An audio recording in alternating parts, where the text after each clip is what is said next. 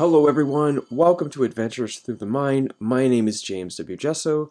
I am your host of this podcast. It is a podcast that explores topics that are relevant to psychedelic culture, medicine, and research, and expands this discussion and curiosity and investigation of these topics into an interdisciplinary realm, always focused on the premise of how do we better understand and apply the learning psychedelics can offer us into the lived life of being human at this time.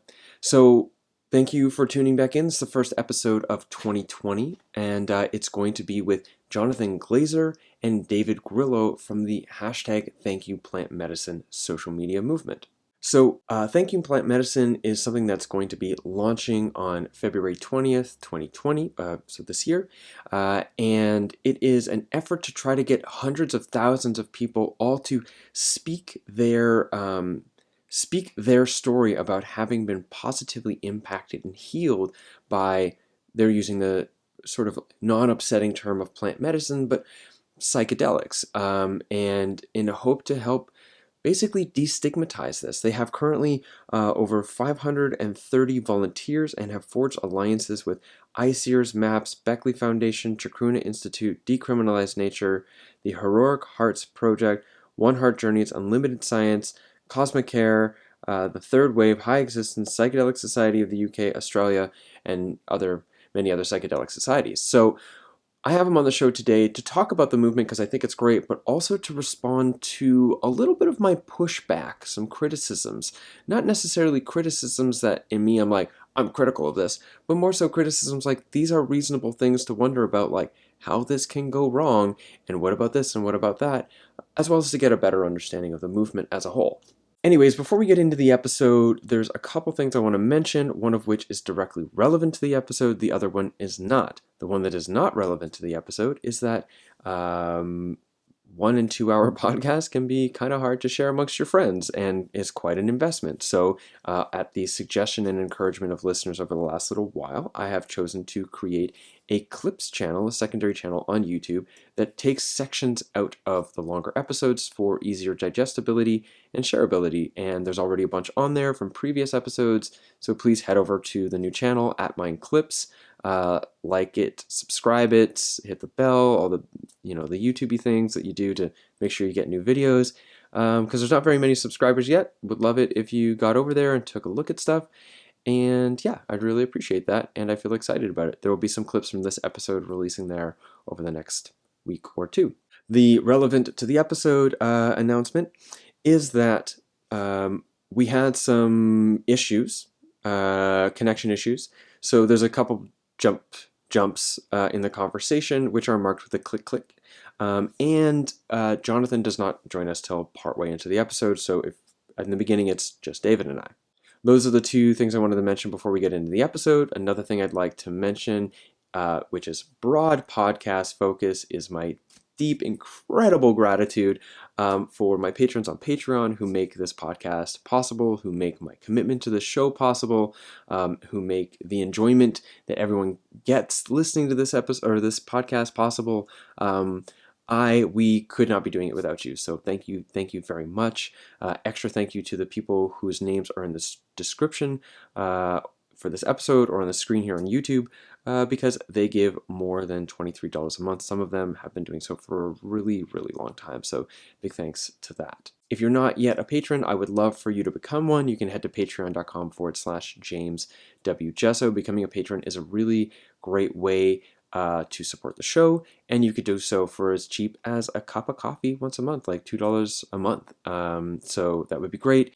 If you go $8 plus a month, then you get access to a special Dropbox folder that has a bunch of unreleased material, and it also has access to content that you would otherwise have to go through a paywall to get. So again, patreon.com/James W. Gesso. Thank you very much for considering it. Other ways you could support financially are through PayPal donation or buying something from the shop at jameswgesso.com. Links to that are contained in the description to this episode. Speaking of this episode, here we go. This is my interview with Jonathan Glazer and David Grillot of Thank You Plant Medicine here on Adventures Through the Mind, episode 114. All right, David Grillot, welcome to Adventures Through the Mind. Thank you, James. Great to be here. So, you and your business partner, Jonathan, are responsible for the creation of and soon to be launch of the Thank You Plant Medicine campaign. So, maybe you can just start us off with the skinny. What is this campaign? What's it all about? So, the skinny, James, is that we're trying to get as many people as possible to come out on February 20th, 2020, with their stories of healing or transformation using plant medicines or psychedelics. And the idea is to create a wave of gratitude on social media where everyone uses the hashtag Thank You Plant Medicine. And we can hopefully get hundreds of thousands of stories coming out. Mm-hmm. And we imagine this creating a wave of awareness with the mainstream population of like, wow, this person healed from heroin. That's interesting. Wow, this person healed from eating disorder. Wow, this person healed from depression. And just, I think it'll be quite stunning actually Mm-hmm. to have all of because as you know, so many people have benefited. But imagine the symphony of all the stories coming out on the same day. And the idea is to have major media pick this up and be like, wait, what's going on with these medicines? And we can hopefully break down the stigma Mm-hmm. because it's probably you feel the same way as me that it's crazy how poorly seen these things are, right? These Well, ancient tools. I do feel the same way, and on another level, I live in a little pocket as well. So, I mean, to me, it's and also as someone been doing as an individual, what you're helping to create a large social movement around. It's it. I don't notice the stigma as heavily as I used to, because normally the people who have the stigma in my life don't really anymore because of my work, or they end up being more respectful of my opinions because of how I show up in a conversation if they're new. But yeah, I definitely recognize the complexity of the social stigma around it. Yeah, and I'm kind of aware that to a person like you who's already out of the closet and kind of, openly talking about your experiences, this might seem a little like perhaps unnecessary for you personally, but for me, I never share about my experiences with ayahuasca or psilocybin on my personal Facebook, for example, for fear of what people will think of me, and so it's going to be quite liberating for me to come out of the closet, Mm-hmm. and I've heard quite a few people say this to me too, like, oh, I've been working with the medicine for 10 years and it's changed my life, but I haven't told my family, I haven't told my friends, and so I think it's going to be therapeutic actually to be able to talk about it with people, and and hopefully the awareness about it will spread to communities where they might otherwise not hear about it. Mm-hmm. Yeah, I completely agree that is a real issue that you're talking about, and I also am very fully aware of how unique my situation is compared to the vast majority of people who are utilizing psychedelics as a part of their lives. And yeah, one of my I talk a lot about different things, and when I talk about integration, one of the things that I talk about is the how essential it is to have people around you that you can openly talk with about these things. And that if you don't have those people, if you don't have people that you can talk to about it who won't like shame or judge you, then you don't talk to them about it, because like do not cast your pearls upon swine. The very act of sharing such a vulnerable and intimate thing with someone who's going to, based on ignorance, like not knowing, or ignorance in the sort of more colloquial way of saying this person's a bit of an asshole, you're gonna taint that experience for yourself. So I do think it actually is quite a positive movement to get sort of like a recognition of like, oh, lots of otherwise average people who aren't just Costa Rica living hippies and stretched eared looking weirdos are taking these things as well. And oh, my neighbor down the street who works at a business and blah blah blah. So I do see how it will slash can have quite a positive impact on like the larger sort of social view of psychedelics in general, especially with the shift that you're using to use plant medicine, which is less triggering for most people than, say, psychedelics. Yeah, that's the hope. Um, Also, what we're finding is that through this effort to spread this movement around to different communities with the mushroom folks and the ayahuasca community and the cannabis users, etc., it's bringing everyone together, and we created a Facebook group, a Thank You Plant Medicine community, and people are finding a real feeling of community by coming together. And even if no one around you, like for example, yesterday I spoke with a woman in Scotland who plant medicine has changed her life. It saved her life, but no one around her whatsoever is familiar with it. She works with elderly people, and she tries to tell them about it here and there. But for her, it's like, oh, I found a community finally, and it finding that sense of community can well, no, I think we all find community through the use of psychedelics and plant medicine, but particularly in this movement to tell our stories, we're suddenly finding that wow, we're already in a community, and we're already part of a family of people that care about this, and so you can find that support too. That's things that people find elsewhere in the world too. Like, talking about like Reddit groups, for example, you find lots of community of people who also have exclusively secular materialist views of drug experiences, say on like our Rational Psychonaut or something. But I think the real value in what you're talking about here is they're not anonymous online communities. It's a real people with their real names talking about their experiences. I guess people on Reddit are real people too, probably. I don't know. Yeah, so there's like this value of it being this actual person. Mm-hmm. Yeah. And I want to just add something to this is like sometimes you go through a personal thing, in this case, taking psychedelics, and you feel like you're in a place where no one would really understand around you and you don't have the support. Mm-hmm. But when you come out and tell someone about it, you may be very surprised at how they receive it. And we got interviewed on a plantmedicine.org podcast, Mm-hmm. and the host, after the interview, she was inspired, and she decided to tell her dad, who's a staunch Republican, extreme, about the fact that she works for a cannabis website, and she has a cannabis podcast interviewing people about psychedelics, and she's seeing how it's healing many people, and the scientific research is very promising.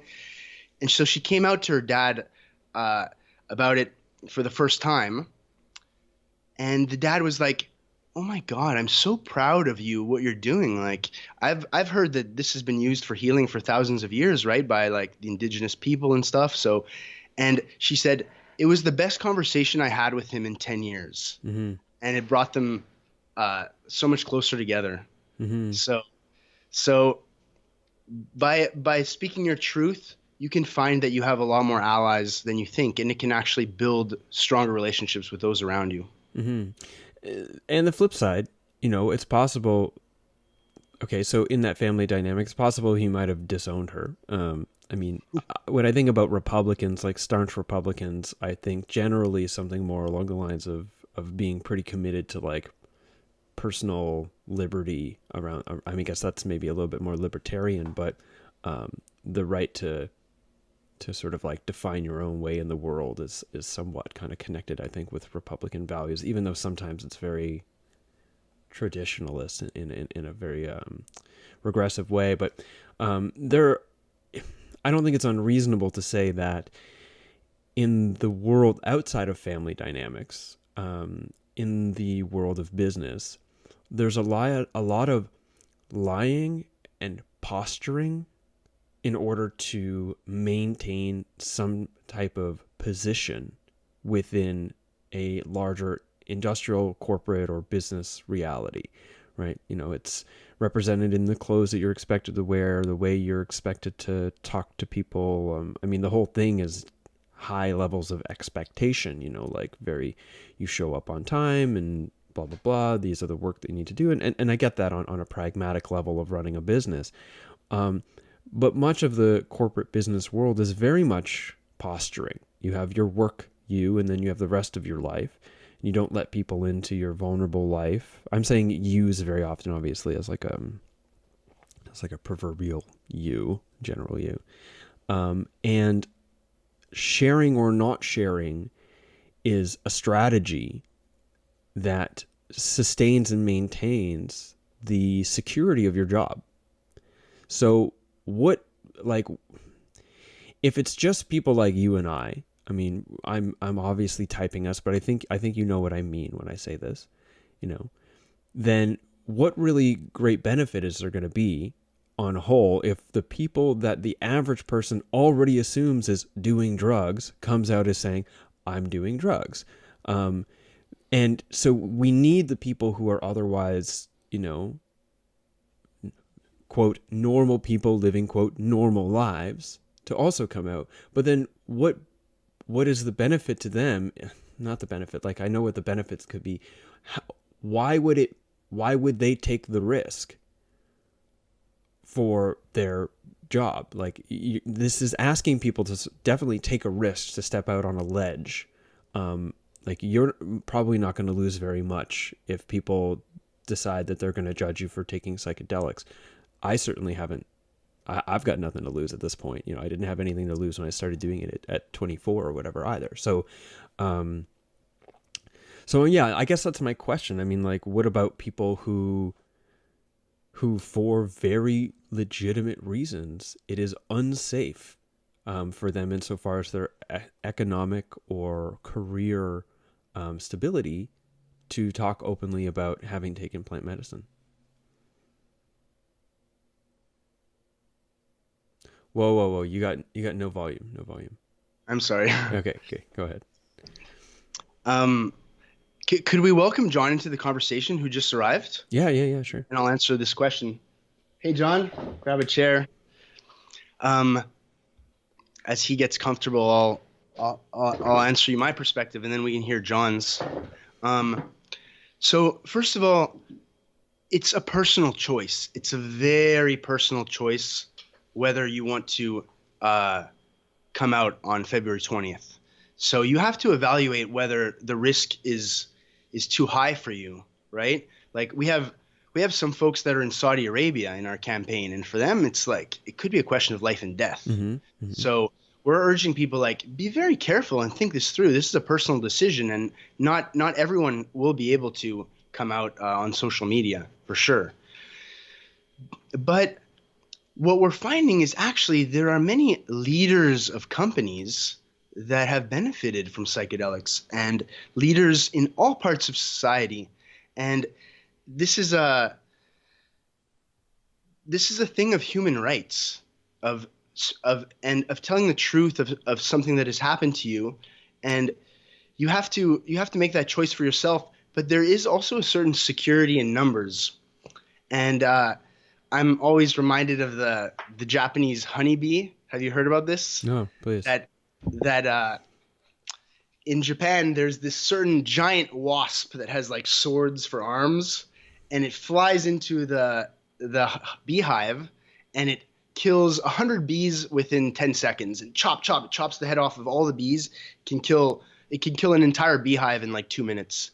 But the Japanese honeybees, which are very small, adapted an amazing adaptation for this. Is that when the wasp comes in, they all surround the wasp and flutter their wings in like a perfect sphere vigorously, and some of them get killed, but the CO2 and the heat of everyone together ends up killing the wasp. So,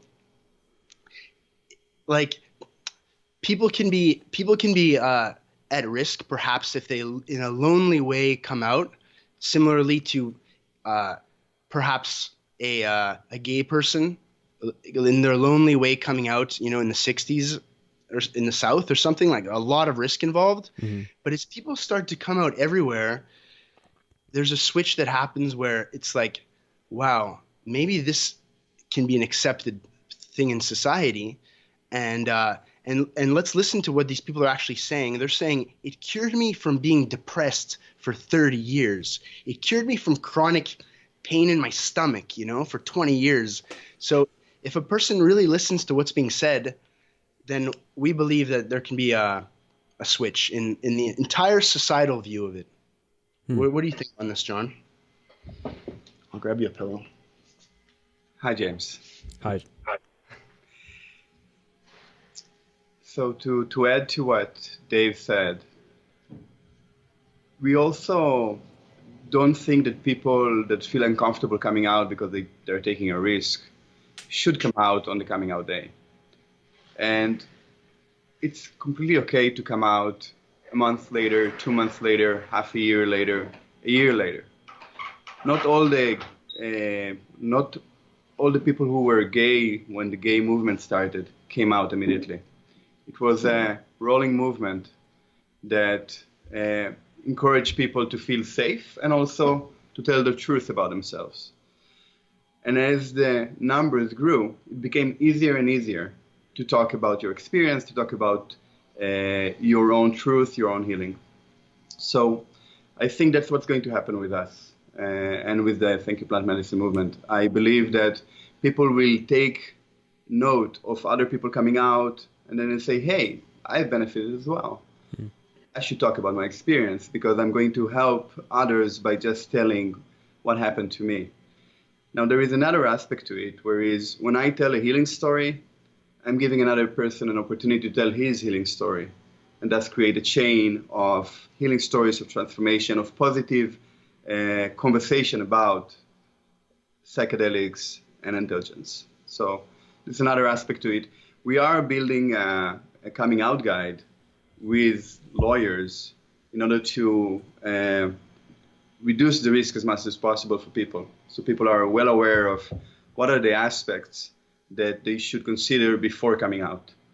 And this is done with ICERs, with Natalia from the Ayahuasca Defense Fund, and with another gentleman out of Washington that is a lawyer and specialized in psychedelic law. So we are taking the measures in order to create a safe container for people to do so as well. Mm-hmm. Great.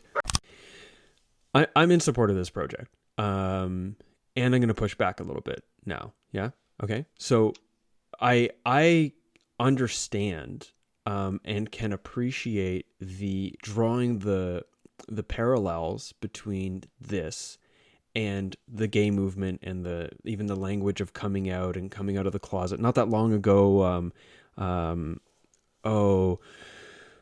what was his name? Was it Reed or something? I can't remember. I met him in London last year, who started the Psychedelic Society, and they had the whole coming out of the psychedelic closet movement, which helped start this. This seems to be another wave of that, possibly on a much grander scale, given the groundwork that's been done over the last couple of years.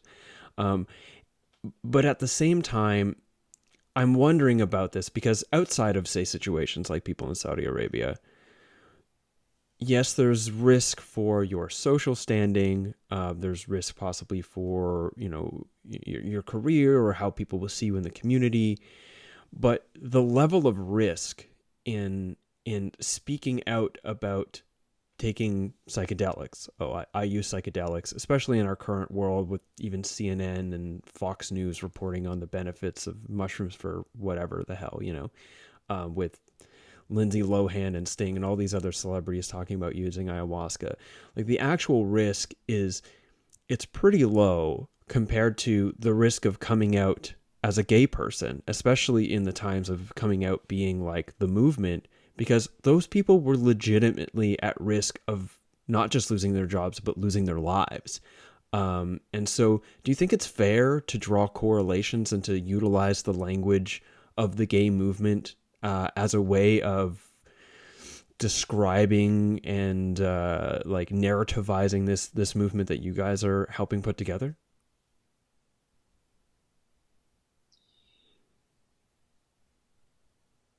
Personally, I think that it really depends on finding a language that people can relate to. And finding a language that people can relate to that became part of a successful movement. And the gay movement or the LGBT movement was a human rights movement.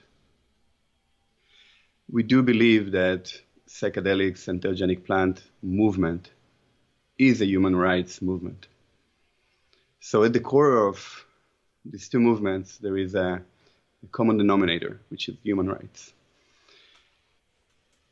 It is an issue of coming to terms socially with something that many people have been hiding because of the risk involved. So in a certain sense, there is a lot of correlation between the two aspects. Of course, they're not the same. They have their own particularities and individual complexities. However, personally, I don't think that using the same terminology is doing disservice to one or to the other, because both of them are looking to create openness, improve our social communications. Specifically, psychedelics and entheogens are correlated to greater connection to oneself, greater connection to others, and greater connection to the world we live in. So my personal stance on it is that it's positive to be able to communicate to people in a language that they can relate to. Mm-hmm. David? Yeah, I feel the same way as John. Like, of course, you can find so many differences, but if you focus on what are the differences and kind of like get caught up on that, I think you're missing the point of of just what John said, that we're just trying to tell the truth about something that we've been feeling that we've had to hide because of stigma and social pressures, and that is something true in our hearts, and that means a lot to us. So in that sense, that's the parallel I see. Yeah. Yeah, I mean, I like the way you address. I like the way you address the question. I also recognize, like, I'm not a gay person, and I don't speak for the LGBTQ community at all. So I don't really know, and I imagine there might be a variety of perspectives from yes, absolutely, go for it, human rights, to that's our language, why are you taking it? And fair enough. But one of the things, Jonathan, you had said about connection, I think is an important element of the psychedelic experience of what plant medicines offer, and then also that offering can only go so far if there isn't a capacity to bring that sense of connection into the world around us. It was Rosalind Watts and Sam Gandy, Rosalind Watts at Imperial College, and Sam Gandy being related, like connected to that group, but otherwise I don't believe he's working with the psychedelic research group, but he's a PhD in entomology, I think, and something else. And they had written a blog for the Emerge podcast, which was talking about the value of connection itself, and a sense of like connection itself as being healing and positive, and that disconnection being negative, essentially, and that creating more sense of connection and how psychedelics can heal our sense of disconnection, both inside of ourselves as a person in our psyche, but also in our larger communities, as being something that could be a very valuable offering. So utilizing the language of coming out to help this movement and the connections and the sense of connection that it can engender, like broad scale, like it seems valuable. And also I think there are still in there a lot of social nuances that could create some conflict between the LGBT community or LGBTQ community and this movement. But generally, I feel like, not speaking for that group, I can appreciate where you're coming from, and I think it's a fair point. Yeah, and to add to that, an interesting story is that in the Psychedelic Summit on the sides of the Horizon conference in New York, there was a representative or one person that participated in the organization of the LGBT movement from the early days. His name is Tom Limoncelli. And he said that in every house where somebody came out of the closet and expressed his sexual preference to be gay, that household was more inclined to be in favor of uh, gay human rights, or LGBT human rights. And he was very excited about this idea because when I talk about my experience with my parents, now they become more informed about what I care for or what helped me. And they will be more inclined to then spread a message that actually entheogenic plants are safe and can be useful.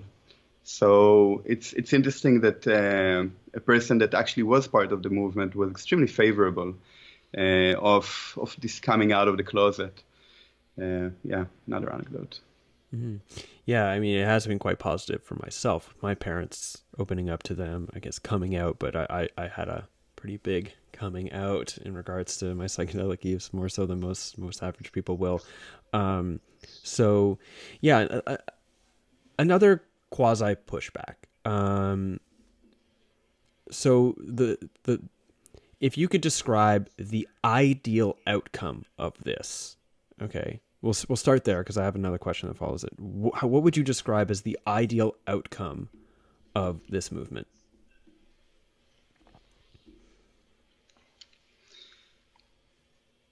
I would start from the end, and the long-term vision is a world where these modalities are available to people who needs them or who wants to access them throughout the world.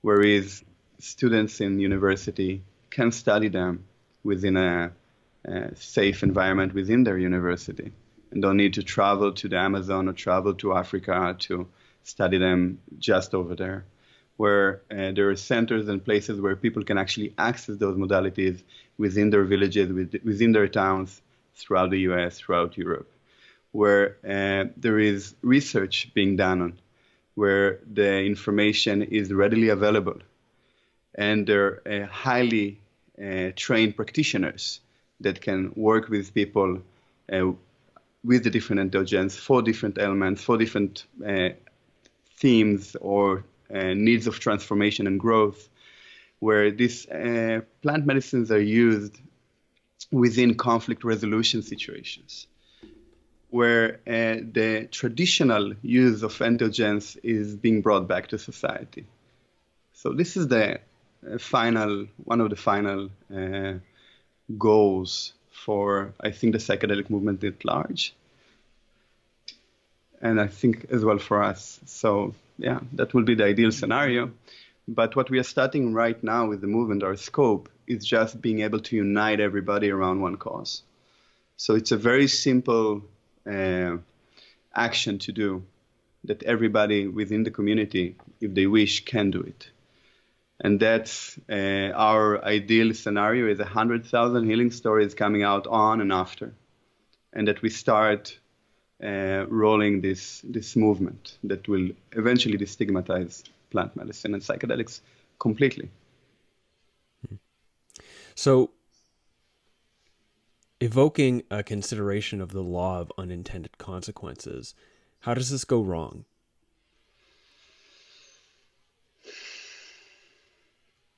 It's a good question. I don't know, Dave maybe has a... If you have thoughts on it, go ahead. So it can go wrong in many ways. So for example, somebody does come out that is part of the movement and his life breaks down on individual level. And let's say he has a conflict with his wife, they divorce because of it, he loses his kids, he loses his job, and now his life is torn apart. That's a realistic scenario of somebody saying, hey, I go every week or every couple of weeks to an ayahuasca ceremony, right? Mm-hmm. And we have heard about those kind of stories before as well. I just talked to a lady yesterday that was her case. So that's one scenario on an individual level, how it can go wrong. On a social level, a repetition of what happened in the 60s and 70s, whereas the authorities or people in power decide that they don't want this to happen, and then there is a big backlash in legislation, in business, lobbying against psychedelics and entheogenic plants. Is it realistic that that's what's going to happen with the amount of research and the universities involved and the scientists involved and the high profile individuals involved in the movement? Unlikely that the social backlash is going to happen. Individual negative outcomes, it's very possible. And that's why we are taking as much care as possible for people not to do a mistake and not to ruin their life just because they spoke out. Mm-hmm. David, anything there?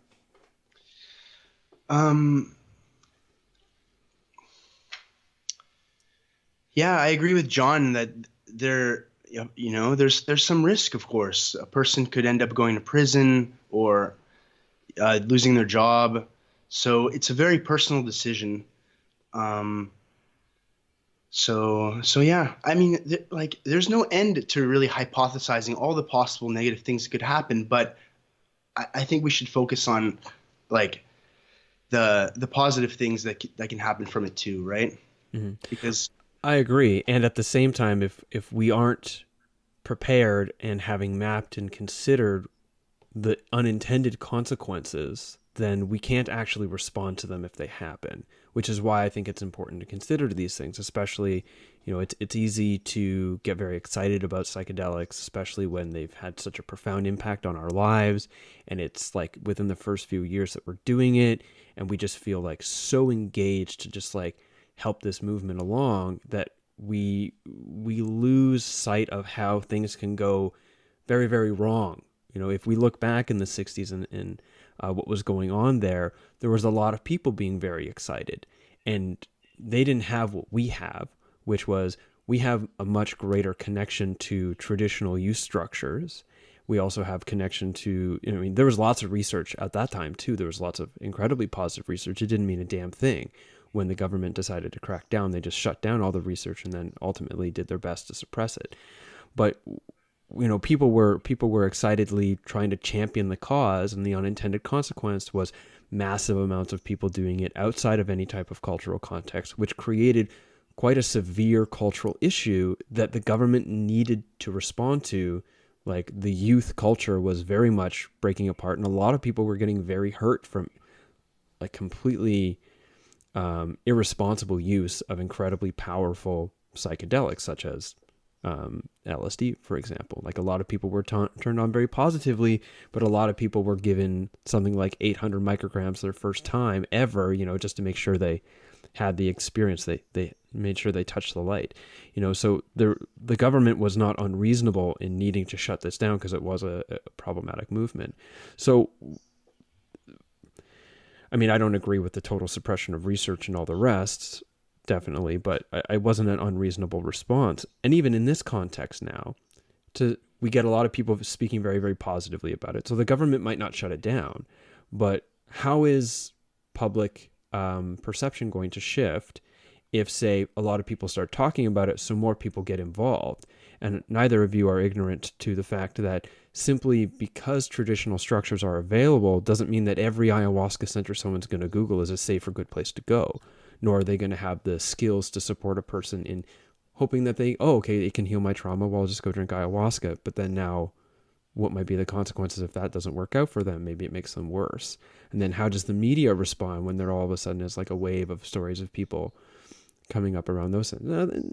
Entirely likely, I don't know, but this is possibly a risk involved with destigmatizing, is that stigmas and taboos exist in order to prevent people from creating harm in themselves by doing things that are outside of a cultural context that supports it. Now, as totally fucked up and backwards as a prohibitionist cultural context is, we still live in that, and so the taboos and the stigmas still serve actually quite a purpose.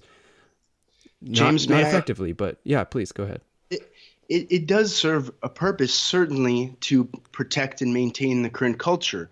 But if we zoom out for a second, there's a very urgent problem, and things are going very wrong. The current culture is destroying the entire planet, right? Animals being extinguished every day, cultures, languages being extinguished everywhere, Amazon being cut down. So like there is, I think, a certain urgency in the world, actually particularly in the Western world, to have a bit of a shift in consciousness and an increased sensitivity to the planet, because we're doing like damage, like severe damage that is going to cause widespread famine and just disasters Is already doing suffering. it. Yeah. Yeah. In the next, and imagine if we continue in the same way for 30 years, then it's going to be like really terrible, right?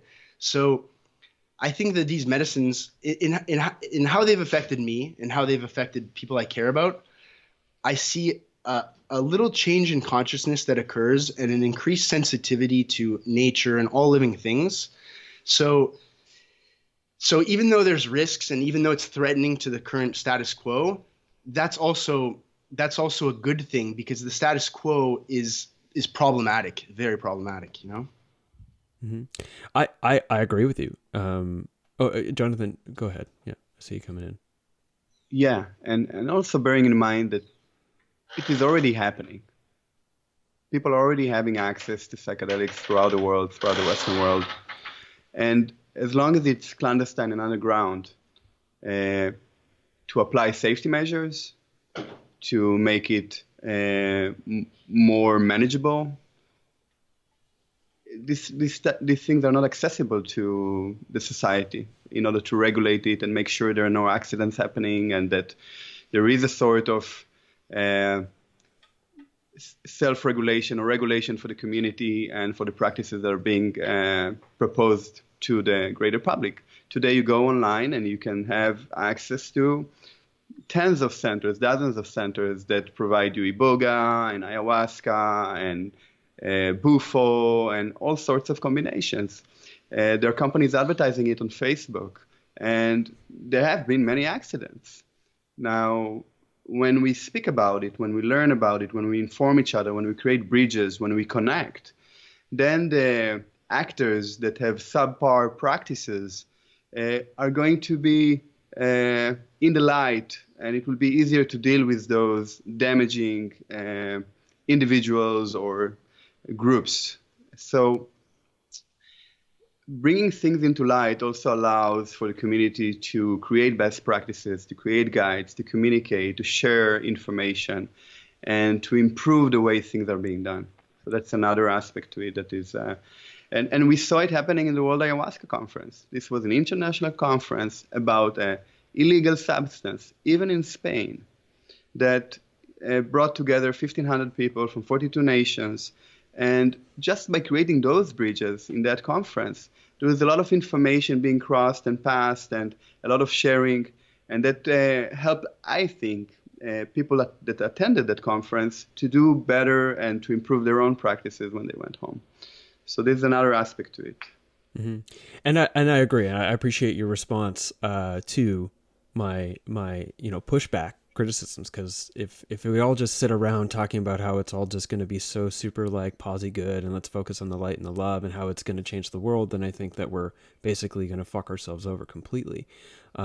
So yeah, I appreciate your response to that. Now further push is, so are you under the idea that just because people are taking psychedelics and more people take psychedelics, and more people can be more open about taking psychedelics, that's going to solve the issues that we're facing in a total cacophony of global crises that we're facing right now?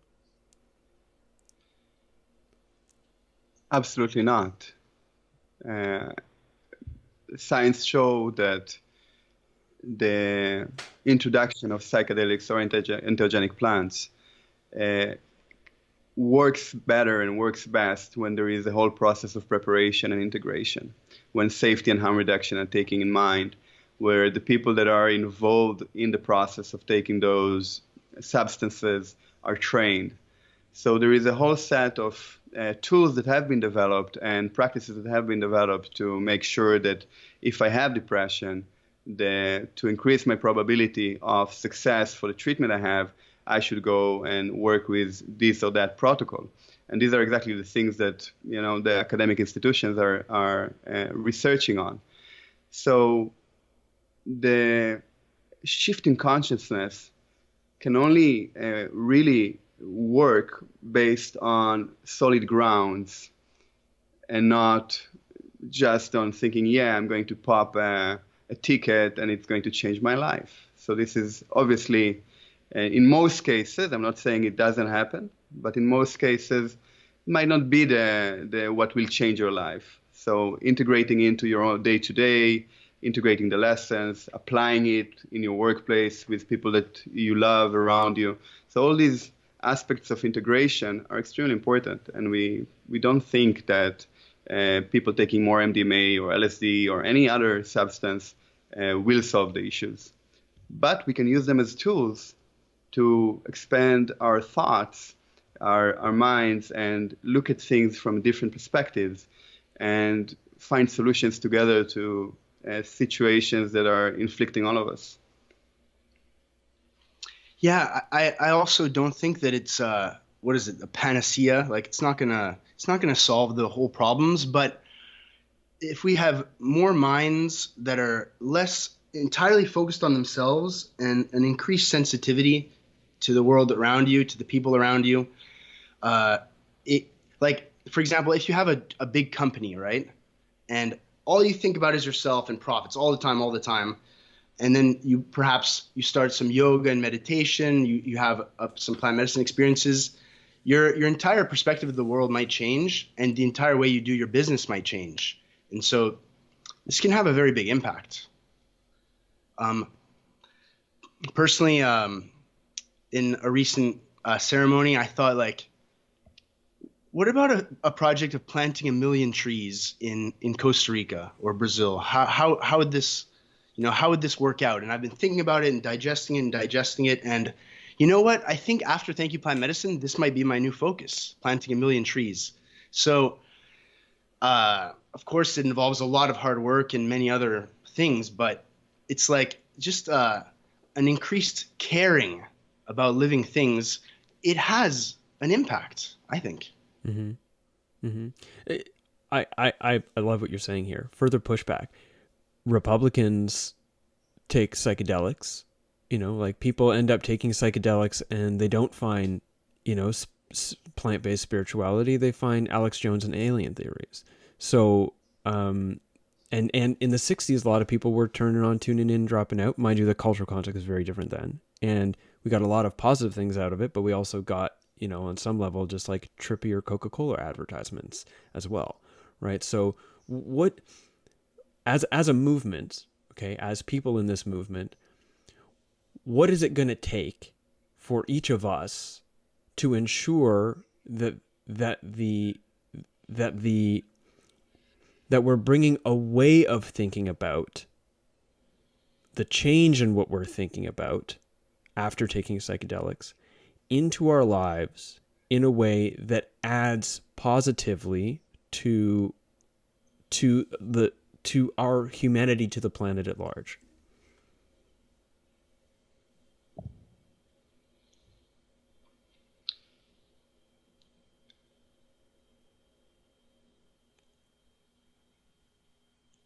Maybe being aware of how not to communicate the message.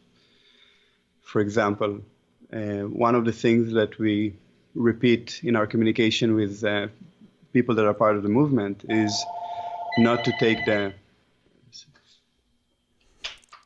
I'm just like thinking about Alan Watts all of a sudden. Yeah. All right. Hey, James, sorry about that. Yeah, it's okay. Things happen. Okay, yeah, so Jonathan, you were responding to my question there, and it had started with how not to speak about it, or something around those lines.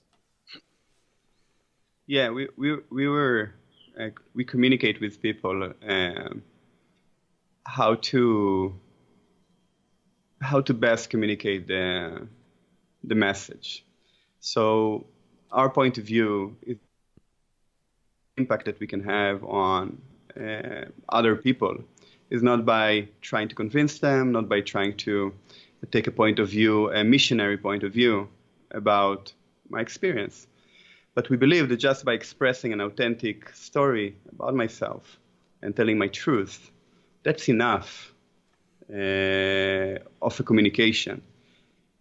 And that will create a result that we look for or that we hope for. So, for example, when I say, hey, that's what happened to me, that's my story, the other side doesn't feel attacked. There is no defense mechanisms. But when I say, hey, that's my story and you should listen to me and I want this, and that, or I want you to change, then there is defense mechanism. And it happens on individual level. It can happen also on societal level. So when we just open up and say, hey, this is my story, now I'm opening a door. But I'm not grabbing you out of the other side and pushing you into my door, bringing you into my door. I'm just opening the door. And what will happen is, and what we expect to happen is that people that are interested, that are curious, that are suffering from a specific ailment, like, if it's PTSD, depression, relationship issues, personal growth barriers that I want to overcome, when they will see a story specifically on their issue, what most likely will happen is that they'll be curious, they'll be interested, and they will ask the questions from the person that expressed the story. And just an example, I went on ayahuasca talks with Rebecca, and I told my story. And of course, as you probably have experienced with your podcast, after someone heard the story, they contacted me and wanted to hear more about my story and share their story. So now we are sharing stories, and now we are connecting with each other, with people that we might not even have much connection to. So this is another aspect of how we intend to communicate and how we hope other people will communicate, in order to reduce as much as possible aggression and this need of converting other people to something that you believe in, which is absolutely not the point of the campaign. And the point of the movement is just, let's share our stories, let's communicate with each other, let's connect with each other, and let's be open about our experiences. So, yeah. And I'd like to add something.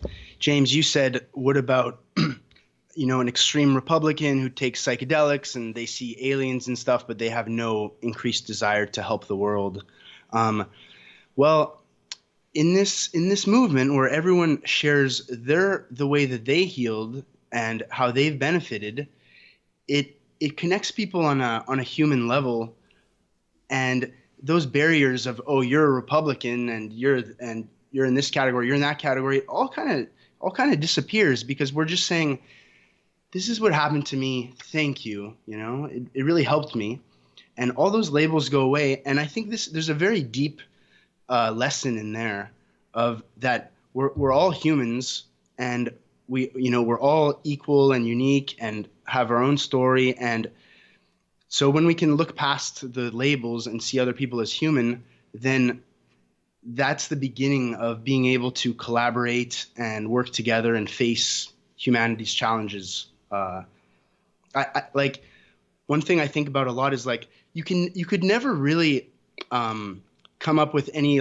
solution to environmental challenges if you don't work with the head of corporations and the head of government and every people from every political party. So we have to find a way to connect with humans on a level that's beyond politics and opinions and views, but just as a human thing. Second faux pas. You only got one more.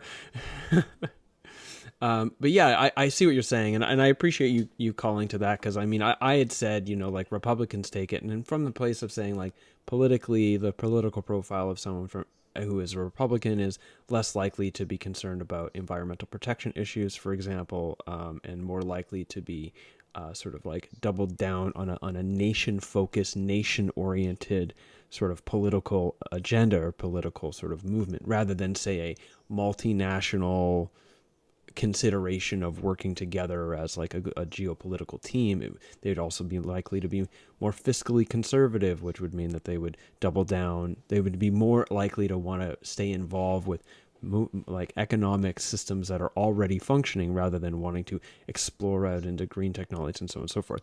Not necessarily to draw the immediate correlation that someone who's Republican will not get the benefits because they're Republican, so they'll say aliens instead. That was sort of like a separate example, because same with people who are on the left, they might end up, becoming hyper liberal, and then they become like, everything is just like light and love, and I'm just like surrendering to the universe, but then becoming like a social and a psychological stress and economic stress on the people who care for them, while they ultimately just use spiritual bypassing to take advantage of other people's generosity. So not trying to go hard on Republicans in this like divide. So I do appreciate you making a comment about it dissolving away boundaries and opening up for communication and different ways of resolving conflict, like Lior Rosman and his work in seeing the conflict resolutions that happen between Israelis and Palestinians who drink ayahuasca together.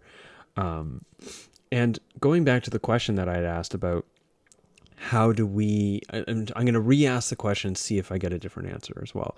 How do we, as people who are speaking out, invite us a different way, invite ways of thinking about the different things we'll think about as a consequence of taking psychedelics? Yes, we could take psychedelics and we might think about things differently, but it's also possible that we'll think about things the same, but we'll just think about different things and think that that's thinking differently.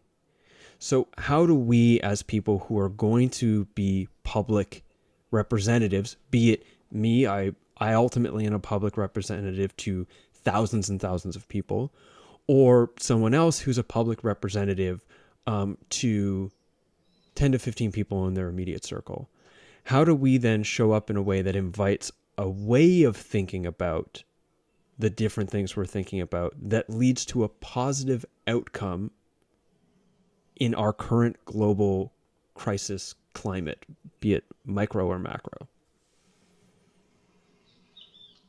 So we as a movement, we're in charge of creating a container and putting in this container as many tools as possible for people to best communicate the message and as well as connect with each other around those aspects. So for example, on the social media or on the website or on the channels that we are opening up, we can bring up take action measures, specific take action measures that are related to conservation, that are related to conflict resolution. We can, as a community, unite behind different projects that are happening out there, but we just might have not known about, or we didn't know that we can connect together and work together in order to solve some pressing issue. So moving or channeling this movement into take action is really one of the ultimate goals that we have, is that not just, hey, let's connect, but hey, let's do some things together. Dave always bring up the example of Sadhguru that took action and takes action in India into conservation, into social initiatives, into education. So once we work together and once we know each other and once we feel comfortable with each other, then we can do things together as a community. So if I'm communicating to my immediate environment, I'm going just to say, hey, mom, hey, brother, I've healed from this or that substance. But then there is a greater context where I can get involved with. And as a movement, our responsibility is to build those tools and containers for people to be able to communicate and collaborate with each other for the benefit of the planet, for the benefit of social welfare, and also for individual benefit for the people participating in it. So that's a few takes. And also, we've been building a bit of a container already with inviting the heads of different organizations to come together for a conversation. And we've had a few calls like this, leading leaders in different psychedelic media and organizations. And by creating the space for them to come together, there's already some interesting ideas that are bouncing around, like, oh, perhaps we can have some kind of all of the websites can have an option to donate to this indigenous group that is preserving the traditions, and anyone who buys something from our website, they'll have this option to tag that on at the end. And why don't we all do that together? Yeah, sure, yeah. And maybe we can create a scholarship. Yeah. So like, by bringing people together, that's where the magic can happen. So that's what we're trying to do. Yeah, it's It great. was, Please go ahead. sorry. No, please. What's very interesting as well is that as this movement is building up, it's just amazing to see the level of trust that people have without knowing each other, without ever meeting each other. But people are collaborating and helping each other and working together from different countries, from different continents, just because there is a common denominator that we all believe in. So this greater trust allows us later on to do other things together. And that's another thing that we're working on developing, is me trusting you, even though I don't know you. We trust each other, and now we're working on this campaign together, and then we can collaborate on bigger projects. Yeah, and I feel like, I mean, admittedly, I recognize that, you know, your expressed goal, you know, like the big ideal goal, basically a better world, something along those lines, and like the actual sort of like scope of the campaign is just 100,000 people plus talking about plant medicine being positive for them and creating more open, non-stigmatized or unstigmatized dialogue around it. That's great. So going from there to being like, how do we solve the climate crisis, and then like politicizing it, like that's, I mean, we went to quite a jump from your intended campaign as a consequence of like going into that long scope, unintended consequences consideration. How can things go wrong? What happens if they go right? What does right and wrong even look like? I mean, now I'm bringing moralistic terminology, not my intention, but like, you kind of see where I'm coming from. Now, that said, I'll invite another question. Like, what are the dangers to your intended outcome right now as like like just getting the people to talk about it, if there's a sense of what is being achieved as becoming politicized? Should we not? I mean, should is a shame, a moralistic terminology again, excuse me. Is there benefit? Is there detriment to politicizing this Thank You Plant Medicine psychedelic movement? What are the complexities there when we start to incorporate politics into? I mean, politics on like a governmental politics. Politics come in the politics of the body, for example, but like bringing in governmental politics into this discussion around plant medicine.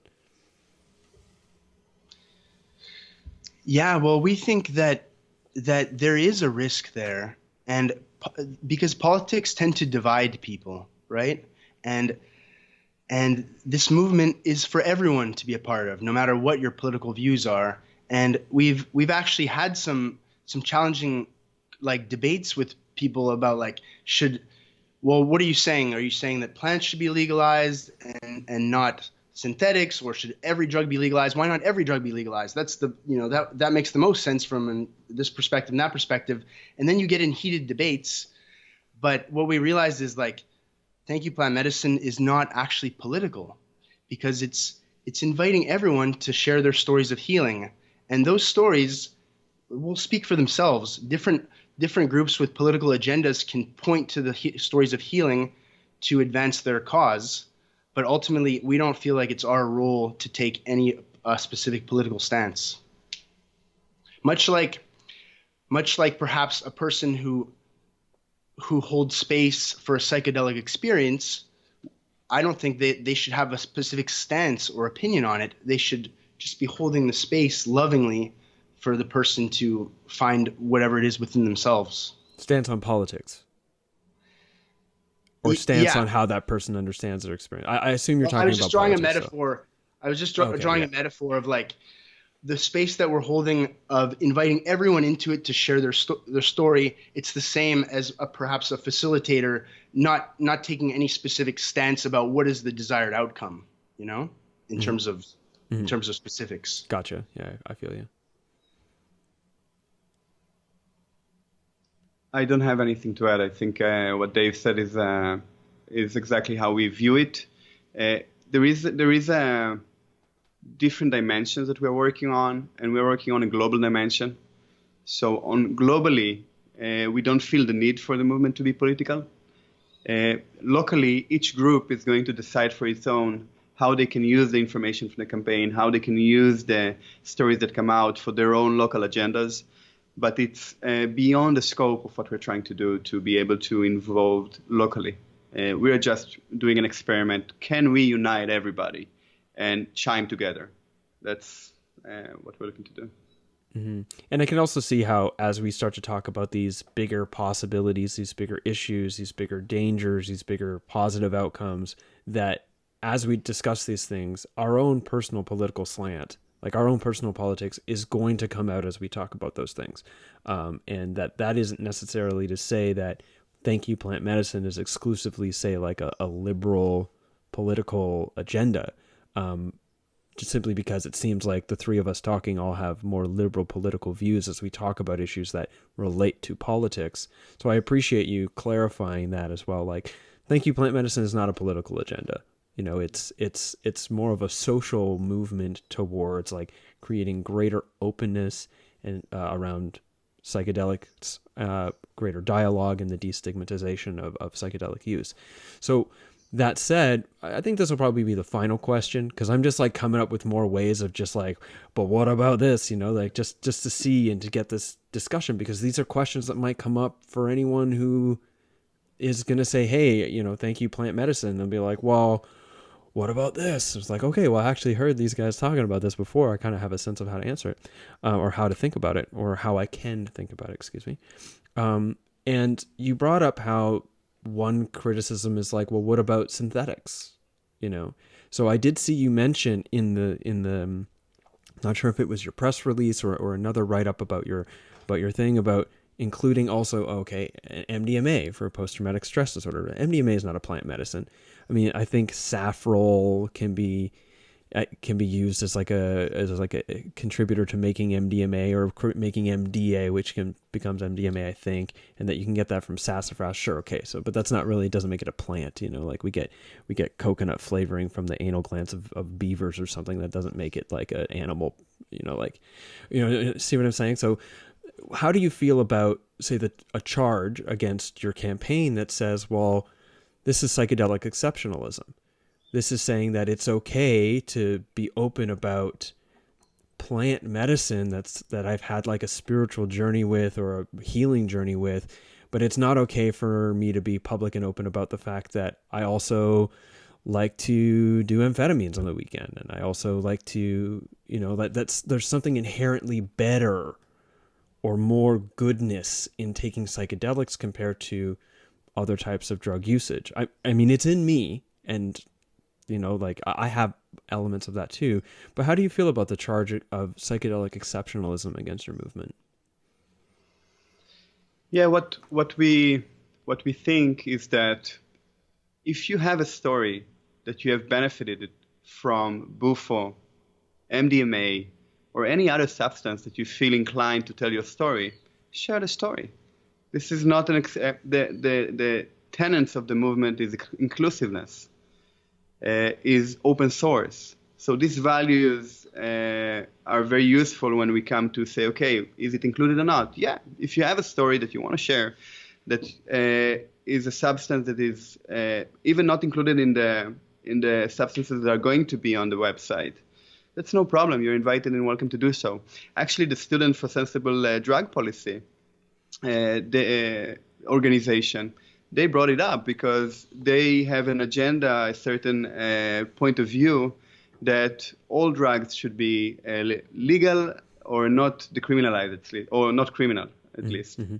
So they asked us this question. And the truth is that if somebody has a healing story, come and share it. This is going to be important. So you can say hashtag thank you LSD, hashtag thank you bufo, hashtag thank you combo, whatever it is that worked for you. And your story is welcome. Mm-hmm. As long as it also includes hashtag plant medicine so that it can be all, the algorithms will point well towards everyone else's story. I mean, from a pragmatic perspective, like, people are going to say thank you LSD, yeah. Also include thank you plant medicine. Yeah. Absolutely, yes. Yeah. But really, if you just came out with your girlfriend or with your grandfather, you did a great move there, mm-hmm. You see? Mm-hmm. Because the message went across and another person is aware of it. So the movement is not restricted to any form of coming out. We are offering people the option to put their energy behind a certain hashtag. But we believe that maybe 10, 20% will not use it, and that's completely fine. So people need, the psychedelic community is extremely diverse, has diverse in opinions, in practices, in substances, and we need to allow for the diversity to shine. And it can only shine where everybody has a space in it and a way to express themselves. Okay, great. Well, I appreciate what you guys have offered here today. I appreciate that you held the seat well as I tried to make it hotter and hotter for you over the course of over the course of the podcast. I personally will be speaking out on with the included hashtag for Thank You Plant Medicine. I might include an additional hashtag of drug positive, because I am generally drug positive. So yeah, thank you very much for taking the time today and helping build this movement as well. Maybe you could leave the listeners with what they need to know to participate in Thank You Plant Medicine on February 20th. Okay, well, we're inviting everyone to share their story on February 20th using the hashtag #ThankYouPlantMedicine and any other hashtag that you feel fits your situation. If you would like to join our community, we have a Facebook group called Thank You Plant Medicine Community, where people around the world are sharing and getting to know each other. And if you would like to be a volunteer and get more involved in helping us build this in the next weeks leading up to the 20th, message our Facebook page, Thank You Plant Medicine, and we'll instantly provide you with information about the volunteer form, about what is the movement, and you can write to us, and that's the best way to get in touch with us and get involved. Great. So, Great. Awesome. I that's like, I wait for the pause because there's two of you, right? So I'm like, okay, one of you want to say a thing? All right. Good. All right. Well, thank you very much, gentlemen. I really appreciate it, and enjoy the rest of your day. Thank you very much, James. Thanks, James. Really appreciate it. Your questions were great. Really getting really deep into the topic and pushing back and helping us develop it in the right way through your questioning. So thank you very much. And cut. Sorry, did I cut you off? Damn it. See, I should have just waited that extra 20 seconds. Okay, that was episode 114 of Adventures Through the Mind. Thank you very much for tuning in. Thank you so much for taking the curiosity, possibly excitement, possibly straight up enthusiasm you have after listening to that episode and channeling it into heading to the Thank You Plant Medicine page and basically signing up to be involved and getting ready to tell your story on February 20th. Another way that you can express all that excitement and enthusiasm is to share this episode with a friend. And if you want to put money to that enthusiasm, you can head to patreon.com/James W. Gesso and become a patron of the show.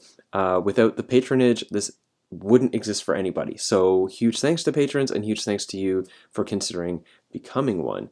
Other ways to financially support are PayPal, one-time PayPal donation, or buying something from the shop at jameswgesso.com, such as a t-shirt or copies of my books that I've written about psilocybin, or some limited edition blotter art, of which there are still a few left. So that's all listed in the description of this episode. Huge thanks for tuning in. And the podcast is now back after my short break. So I will see you again in 2 weeks. Thanks for tuning in. Thanks for subscribing. Thanks for being amazing. Take care.